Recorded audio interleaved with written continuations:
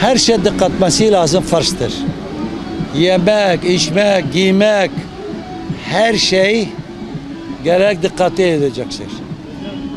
Fazla masraf hem Allah haram, bizim Resulullah haram etmiş, hem de haramdır. Hiç olmazsan senden fazla varsa o teki arkadaşına ver, komşuna ver. Hakkımız var ama soran kim, dinleyen kim? Ya o babam eğer dişin varsa dözdürecek. O yoksa diyecek hemşire fabrika böyle yapmış. Tüketici hakem heyeti var, duymuş musunuz? Kurban, bavemin, garibana bir şey yok. Bunu aklından çıkart. Bunu böyle koyun. Sadece ve sadece zalimlere var. Peki mahkemeye, tüketici hakem heyetine Baba bırak lo bir sefer git ve gel lo kurban olayım. Ne yapın ha? Mahkeme. 50 sene mahkeme.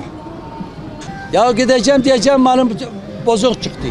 değiştirmezse ne yapacaksın? Ne yapacağım? Tüketici hakem heyeti var, oraya başvuruda bulunuyor musun? Lo babemin bir tane ortak oldum dedim Allah vakil. Bugün 5 sene 5 kuruş yemedim. Az kaldı benim param değecek değil o. Ne tüketici, ne hak, ne hukuk.